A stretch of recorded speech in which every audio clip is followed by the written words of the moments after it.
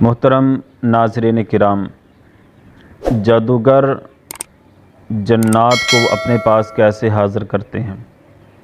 ان کے مختلف طریقے، مختلف حربے ہیں جن کی مدد سے جنات کو اپنے پاس حاضر کر کے غیب کی خبریں لیتے ہیں۔ ان کا پہلا طریقہ ناپاکی کی حالت میں بند کمرے میں لائٹیں بند کر کے آگ جلا کے وہاں ایک بدبودار اس کے اوپر دھونی رکھتے ہیں۔ دھونی سے جو اٹھنے والا دھواں ہوتا ہے وہ جنات کی خوراک ہوتا ہے۔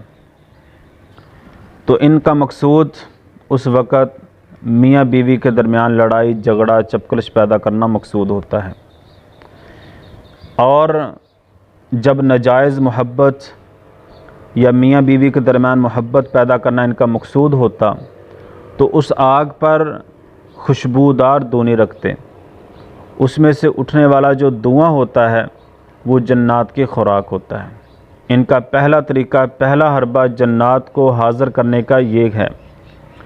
اور دوسرا طریقہ، مریض سے کالے کلر کا، بلیک کلر کا کوئی پرندہ، کوئی مرغا یا کوئی بکرا وغیرہ منگواتے ہیں، بغیر بسم اللہ کے ذبح کر کے خون مریض کے جسم پر لگاتے ہیں، اور اس بکرے کو یا مرغے کو یا کسی پرندے کو ایسی جگہ پر پھینک دیتے ہیں جہاں کھنڈرات ہو، پرانے مکان ہو، پرانے کنویں ہوں، جہاں جنات کا بسیرا ہو، وہاں پھینک دیتے ہیں، وہ اپنی خوراک بنا لیتے ہیں۔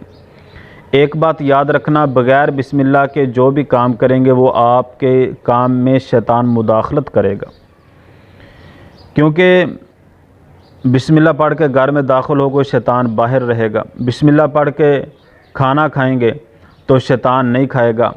کوئی بھی کام بسم اللہ پڑھ کے آپ کریں گے تو شیطان اس میں مداخلت نہیں کرے گا۔ یہ جادوگر ہر وہ ایسا کام کرتے ہیں جو بغیر بسم اللہ کے ہوتا ہے۔ یہ جانور بغیر بسم اللہ کے، بغیر تکبیر پہ ذبح کرتے ہیں، شیاطین خوش ہوتے ہیں، جنات خوش ہوتے ہیں، فوراً ان کے اندر حاضر ہو جاتے ہیں، ان کے پاس حاضری ہو جاتی ہے ان کی۔ اور تیسرا کام، یہ بہت خطرناک کام وہ کرتے ہیں جس سے فوراً جنات ان کے پاس حاضر ہو جاتی ہے۔ مریض کو سامنے بٹھا کے وہ ایک دفعہ اٹھ کے بیت الخلاء میں جاتے ہیں۔ وہ کیوں جاتے ہیں؟